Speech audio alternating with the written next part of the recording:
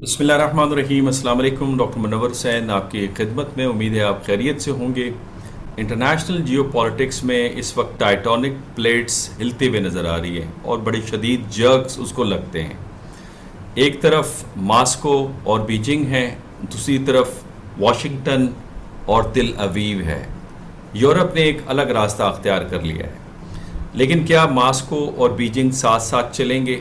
یہ وہ بنیادی سوال ہے۔ اس کے ساتھ امریکہ کیا 71 کی کہانی کو دہرانا چاہتا ہے؟ یہ دوسرا اہم سوال ہے۔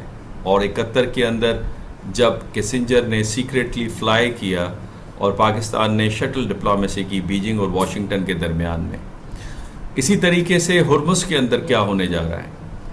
اور اس وقت ایران کے اوپر دباؤ بڑھتے ہوئے نظر آ رہا ہے، یا امریکہ کی جو اکنامک سینکشنز ہیں جس کو آپریشن اکنامک آؤٹ کاسٹ کہا جا رہا ہے، وہ کامیاب ہوگا کہ نہیں؟ یہ وہ بنیادی سوالات ہیں۔ آپ نے اگر اس چینل کو سبسکرائب نہیں کیا تو سبسکرائب کریں، اور اگر یہ اچھا لگے تو اپنے دوستوں کے ساتھ بھی ضرور شیئر کریں۔ سب سے امپورٹنٹ اس وقت خبر یہ آ رہی ہے کہ 25 اگست کو CIA کے ڈائریکٹر ریڈ کلف خاموشی کے ساتھ فلائی کرتے ہیں کرملن کی طرف، اور اپنے ساتھ ہائی ریزولوٹ جو سیٹلائٹ پکچرز ہیں چائنا کی موومنٹ کے حوالے سے وہ لے کے جاتے ہیں، جس میں رشیا کو وہ باور کروانے کی کوشش کرتے ہیں کہ چائنا آپ کا الائی نہیں ہے، بلکہ ایسٹرن بارڈرز پہ، ایسٹرن کنٹریز کے اندر وہ ویپنز کی ترسیل کر رہا ہے۔ اور امریکہ کا مقصد یہی ہے کہ جو 71 کی کہانی میں جس طرح سے بیجنگ کو ساتھ ملا کے فارورڈ سوویت یونین کو آئسولیٹ کیا گیا تھا، آج اسی طرح سے رشیا کو ساتھ ملا کے بیجنگ کو آئسولیٹ کیا جائے۔ اور اس کے بدلے میں انہوں نے کہا کہ جو یوکرین کے اندر ایسٹ ورڈ موومنٹ ہے اس کو روک دیا جائے گا، جو فریز ایسٹس ہیں رشیا کے انہیں کھول دیا جائے گا، اور اسی طریقے سے رشیا کے ساتھ دوستی کو آگے بڑھایا جائے گا۔ لیکن کیا رشیا اس کو تسلیم کرے گا یا نہیں؟ اس کے ساتھ جو economic operation economic out cost ہے ایران کے خلاف، اس پہ ڈیمانڈ کی گئی رشیا سے کہ جناب اس میں آپ ہمارے ساتھ تعاون کریں اور ایران کے اوپر ایک پریشر بلڈ ہو، لیکن رشیا نے ایران کے حوالے سے ماننے سے انکار کر دیا۔ کیا رشیا امریکہ کے اس ڈیمانڈ کے اوپر کہ جو ڈیفنس ڈیل ہے چائنا کے ساتھ بیجنگ کے ساتھ اس کو ختم کر دیں گے، جس میں نیوکلر سب میرینز اور ہائپرسونک ٹیکنالوجی ٹرانسفر ہونی ہے چائنا کو، کیا رشیا اس سے پیچھے ہٹ جائے گا؟ بیکاز اس وقت چائنا تقریباً اپنی انرجی کی ضروریات رشیا سے لے رہا ہے، اور اس حوالے سے رشیا کو بھی اکنامک بینیفٹ نظر آ رہا ہے۔ جس وقت یورپ نے سینکشنز عائد کی اور امریکہ نے، اس صورت میں رشیا نے ایسٹ ورڈ لوکنگ شروع کر دی۔ اس کو کہتے ہیں کہ ایشیا کی طرف اپنی پالیسی کو موڑنا، اپنی اکانومی کو انہوں نے ڈائیورسیفائی کیا۔ تو رشیا کے پاس جو ماضی کے تجربات ہیں، جس میں کنسسٹنٹلی 1990 سے لے کر اب تک رشیا وارن کرتا رہا کہ ایسٹ ورڈ جو نیٹو کی ایکسپینشن ہے اس کو روکیں، ادروائز ہم ایکشن میں آئیں گے، اور اسے جو وعدے وعید پورے کیے گئے کلنٹن دور کے اندر، کیا وہ پورے ہوئے؟ اور اگر وہ پورے نہیں ہوئے تو کیا رشیا اس دفعہ دوبارہ اعتبار کرے گا ویسٹ کے اوپر اور امریکہ کے اوپر؟ یہ وہ بنیادی سوال ہے۔ لیکن انٹرنیشنل پالیٹکس میں کچھ بھی بعید نہیں ہے، نیشنل انٹرسٹ کے تحت آپ بہت کچھ آگے کر سکتے ہیں۔ دوسری جناب طرف ہم دیکھ رہے ہیں کہ ایران کے اوپر جو پریشر بلٹ ہو رہا ہے کہ جناب ہرمز کو کھولیں، اور جو اتحادی ممالک ہیں خلیج کے اندر وہ یقین رکھتے ہیں کہ امریکہ کے جتنے دعوے ہیں کہ انہوں نے مائنز کو کلیئر کر دیا ہرمز اور ان کا کنٹرول ہے، وہ ماننے سے انکار کر رہے ہیں۔ اس وقت تقریباً کہا جا رہا ہے کہ 85 سے 150 مائنز اس وقت بچھی ہوئی ہیں، اور یہ ایکٹیو مائنز ہیں سی سرفیس کے نیچے۔ تو لہٰذا اس وقت جو عمان اور ایران کے درمیان میں بات چیت چل رہی ہے، جس میں معاملات کہا جا رہا ہے کہ طے ہو چکے ہیں، جس میں سدرن کوریڈور کو بند کر دیا جائے گا اور ایک بیچ کا راستہ کھولا جائے گا۔ عمان اور ایران مل کے مائنز کو صاف کریں گے، اور جو ٹول کلیکٹ کیا جائے گا وہ ایکولی ڈسٹریبیوٹ کریں گے، لیکن اس کے اوپر عمل درآمد کا دار و مدار ایران کے مطابق ہے امریکہ کے اوپر وہ شرائط جو ایران نے رکھے ہیں جب تک وہ تسلیم نہیں کرتا۔ اور وہ شرائط ہے نمبر 1 یہ کہ جو ریکنسٹرکشن کے لیے $300 بلین ہیں وہ دے دیے جائیں۔ نمبر 2 یہ کہ نیول بلاکیڈ کو ختم کیا جائے۔ نمبر 3 یہ کہ اکنامک سینکشنز ہٹا دیے جائیں۔ نمبر 4 یہ کہ امریکن فورسز اس خطوں کو چھوڑ دیں. نمبر 5 یہ کہ لبنان اور یمن کے خلاف جو کارروائیاں اور غزہ میں ہو رہی ہیں اس کو بند کر دیا جائے. کیا امریکہ ان کو تسلیم کرے گا؟ پہلے عمان نے بات چیت کی ایران کے ساتھ، پھر پاکستان کے فیلڈ مارشل سید عاصم منیر اور محسن نقوی صاحب تشریف لے گئے، اور اب قطری ڈیلیگیشن جانا چاہ رہا ہے. تو اس وقت بھرپور کوشش کی جا رہی ہے کہ کسی طریقے سے اسٹریٹ آف ہارمز کو کھلوایا جائے. امریکہ نے البتہ یہ آفر ضرور دی ہے کہ اکنامک سینکشن پارشلی ہم ہٹا دیتے ہیں، اسٹریٹ آف ہارمز کو کھول دیتے ہیں اور آپ کے کچھ فریز ایسٹس کو ڈی فریز کر دیتے ہیں. لیکن ایران کی شرائط اپنی جگہ پہ کھڑی ہیں، لیکن ایران کی طرف سے ایک پازیٹیو سگنلز البتہ اپنی جگہ سے نظر آ رہے ہیں.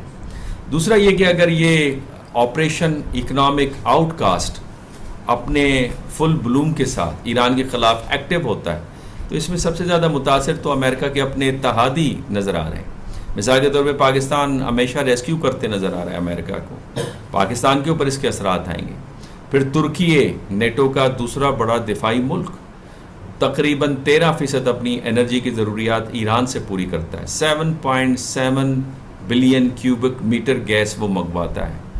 تو وہ الٹرنیٹو کہاں سے اس کا تلاش کرے گا؟ کیا اسے امریکہ سے منگوانا پڑے گا؟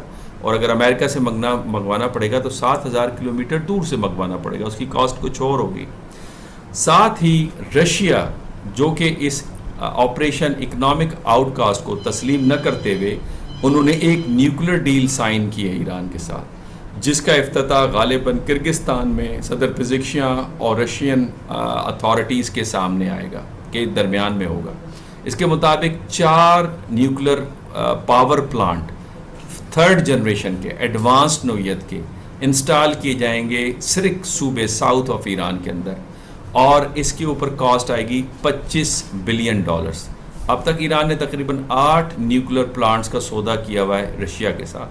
تو اس کا مطلب یہ ہوا کہ جو دفاعی نوعیت کی اور اسٹریٹجک نوعیت کے تعلقات ہیں رشیا اسے گیو اپ کرنے کے لیے تیار نہیں ہے. تیسری طرف اگر ہم دیکھیں تو پریزیڈنٹ ٹرمپ کے اوپر جو اعتماد ہے وہ اتحادیوں کا کم سے کم ہوتا چلا جا رہا ہے. کینیڈا کا ساتھ فارن اسسٹنس جو چپکلش ہے اس میں تلخی کا عنصر بڑھتے نظر آ رہا ہے.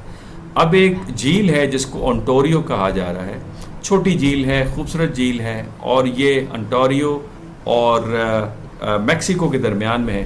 اس کے بارے میں پریزیڈنٹ ٹرمپ نے یہ اعلان کیا ہے کہ اسے ہم اپنا نیا نام دینے جا رہے ہیں.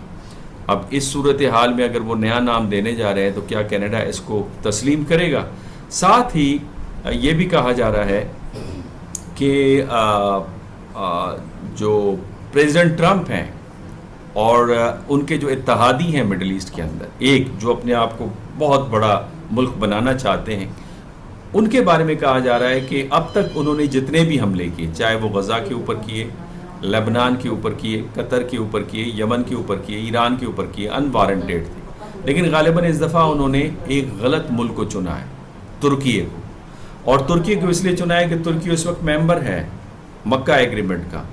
مکہ ایگریمنٹ میں جغرافی میٹرس لاٹ، جن کا ڈیفنس بجٹ تو $130 بلین ہے. اگر اس کو ہم خاطر میں نہ بھی لائیں اور ملٹری ایسٹس کو نہ بھی دیکھیں، جو ہزاروں کی تعداد میں فائٹر جیٹس ہیں، 1.5 ملین ریڈی فورسز اویلیبل ہیں، اور اس کے علاوہ 6,000 کے قریب آرمڈ جو وہیکلس ہیں وہ وہاں پہ موجود ہوں گی.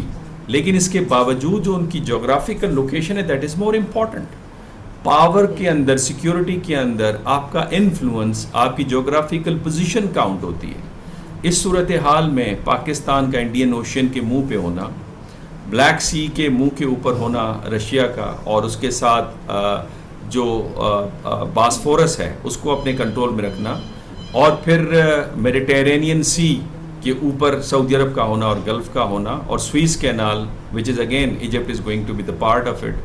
تو سوئس کینال اور میڈیٹرینین سی کو جو ملاتا ہے بلیک سی کے ساتھ، یہ ریڈ سی کے ساتھ، یہ بڑے امپورٹنٹ کنٹری ہیں، ان کی جغرافیکل پوزیشن بڑی امپورٹنٹ ہے. تو کیا اس صورتحال کے اندر ترکی کے ساتھ مقابلہ کیا جا سکتا ہے؟ اور یہاں پہ واشنگٹن اپنی جگہ پہ مجھے پریشان نظر آ رہا ہے. لاسٹ خبر جو انڈیا کے حوالے سے ضرور میں شیئر کروں کہ انڈیا بھی اس وقت اس مکہ ایگریمنٹ سے خاصا پریشان ہے. سی ڈی ایف چوہان صاحب کا یہ کہنا ہے کہ غالباً یہ جو مکہ ایگریمنٹ ہے یہ بظاہر تو انڈیا کے خلاف نہیں ہے، لیکن اسے ہمیں سمجھنا چاہیے. اس وقت انڈیا نے اپنے ایلیمنٹس کو ایکٹیویٹ کر دیا ہے بنگلہ دیش کے اندر، تاکہ بنگلہ دیش اور انڈیا کے درمیان میں جو بنگلہ دیش اور چائنا کے درمیان میں جو ایک ڈیفنس ڈیل ہونی ہے، جس میں 24 J-10C طیارے فائٹر جیٹس خریدنا ہے، بیکاز ان کی جو پرفارمنس تھی انڈین رفال کے خلاف مئی 2025 میں وہ آؤٹ کلاس تھی، اس نے پریشان کر دیا ہے انڈیا کو. اور پھر اگر بنگلہ دیش حصہ بن جاتا ہے، جو کہ وہ انہوں نے اس طرح کے بیانات دیے ہیں کہ غالباً مکہ ایگریمنٹ کا وہ حصہ بن جائے، تو اس صورت میں بھی انڈیا کے لیے یہ درد سر بن سکتا ہے. تو اس وقت انٹرنیشنل پالیٹکس کے اندر بہت کچھ تبدیل ہمیں ہوتے نظر آ رہا ہے، اور ٹائٹینک پلیٹس بڑی بری طرح سے جرک کر رہے ہیں. اور اس وقت 4 پول میرے نظر میں ایمرج کر چکے ہیں: امریکن پول، چائنیز پول، یورپین پول، اور اس وقت مڈل ایسٹرن ساؤتھ ایشین پول. کیا یہ پول آگے بڑھیں گے؟ یہ وہ بنیادی نقطہ ہے. لیکن البتہ ہرمز کے حوالے سے جو خبر آ رہی ہے وہ یہی آ رہی ہے کہ بارودی سرنگوں کو ایران اور عمان مل کے صاف کر دیں گے. اس کا مطلب ایک پازیٹیو ڈیولپمنٹ ہمارے سامنے آ رہی ہے. دیکھنا یہ ہے کہ آنے والے دنوں میں پالیٹکس کیا کروٹ لیتی. اس میں آپ کے کیا کمنٹس ہیں؟ اپنے کمنٹ سے نوازیے گا. اجازت دیجیے. اللہ حافظ.